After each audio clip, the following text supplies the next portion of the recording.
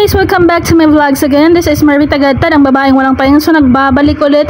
So for today's video guys, as you can see, nag-aayos kami ng table para sa mother ko. So yung mga balloons, ayan, nag-umpisa ng mag-decorate. So yung nag-decorate niyan ay yung aking relatives. Siya yung nagde-decorate kasi siya yung marunong mag-skirting. So siya yung naglagay ng balloons. Pero yung balloons na yan ay binili ko na yan na one set na siya na balloons. Sa TikTok ko siya binili guys. So ayan, yung motif ng balloon ay red tsaka gold, which is matanda na kasi yung nanay ko, 17th birthday. So ayan na yung finished product. Tapos merong 70. Happy birthday nanay at 70. So ayan yung kanyang finished product ng ating skirting. So hindi ako tumulong dyan kasi hindi ako marunong. So yung mabait kong relatives talaga yung nag-decorate dyan. So ayan na nga, may video sync ko na guys para sa birthday celebration ng aking nanay. So pinaghandaan ko talaga guys, pinag-ipunan ko talaga yan para kahit papano maranasan din ng nanay ko yung bonggang birthday sa kanyang buhay. So first time lang niya makaano ng ganyang birthday, kaya sobrang na-overwhelm siya.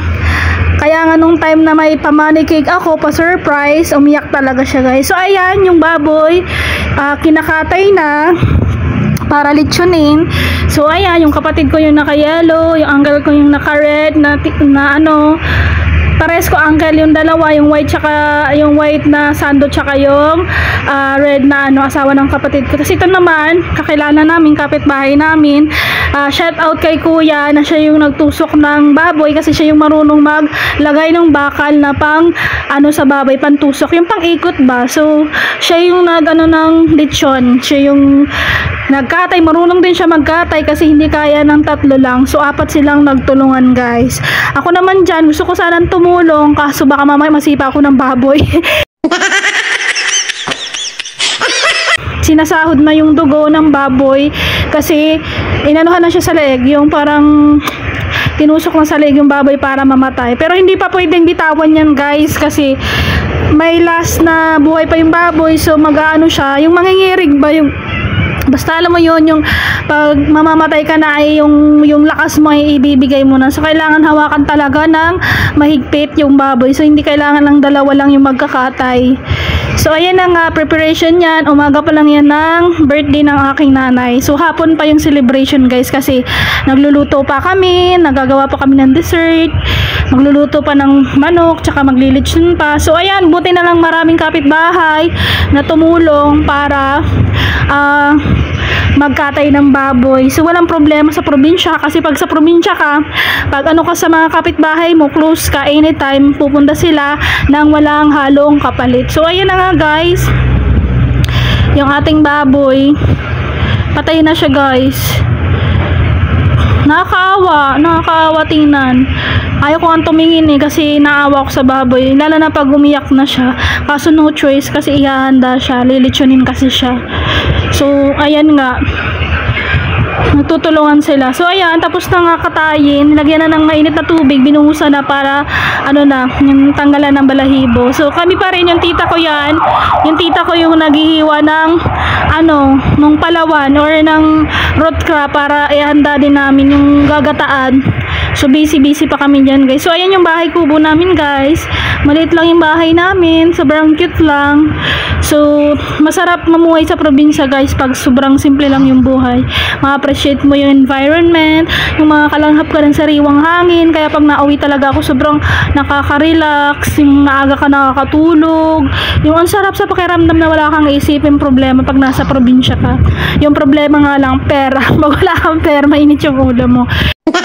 Kaya nga pag nauwi ako, kailangan may pera kahit papano para at least maging masaya din yung pamilya ko na pag uwi ko, makakain namin yung gusto naming kainin, ganyan. So kita nyo naman yung baboy tinutusok na nga nung bakal para pang ikot. So ganyan siya, ganyan gawin yung lechon, tutusukin dun sa may putan hanggang sa may bunganga niya para mag shoot yung bakal na yon. So So sila din yung nagtutulungan yung mga kapitbahay namin. So dalawang kapitbahay namin, tapos yung dalawang uncle ko tsaka kapatid ko. So ayan, sobrang hirap tusukin ng baboy pag yan talaga yung pinakamahirap na part, yung tutusukin ng bakal, yung pang-ikot niya. Yan talaga yung mahirap na part pag naglilitsyon, guys. Kasi kailangan mo pa siyang ilak. Hindi pwedeng yung pag tinusok mo, okay na, pa yan, tatalian pa yung paa ng baboy para hindi siya malaglag dun sa bakal na yon. Kailangan ilalak pa siya para yung safe talaga siya na pag inikot-ikot mo, hindi malaglag. So, ayan yung mga lamas, sa Bisaya, lamas, yung mga ingredients, yung mga carrot, hihiwa ko ng atay ng baboy para panghalo sa pansit.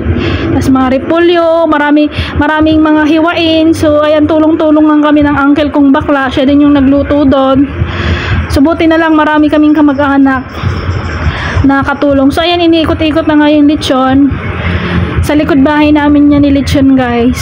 So, napakasarap lang sa probinsya pag may pera ka.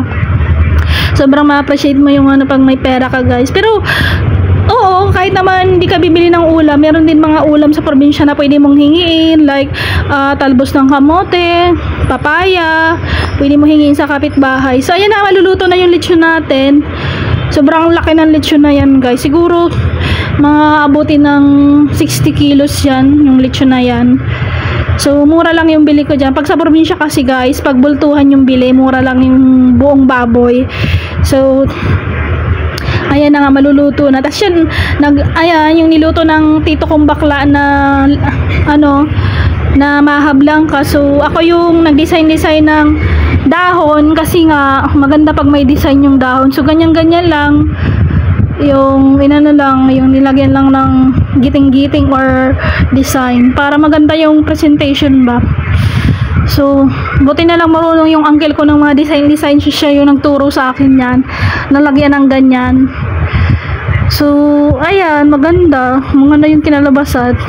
Madami kami niluto na mga dessert like maha blanca, sinukmani, or tawagin sa amin sa Waray ay bikot. So yun lang, guys. Thank you for watching. Subscribe my YouTube channel. Thank you, guys, and follow my Facebook page. Bye!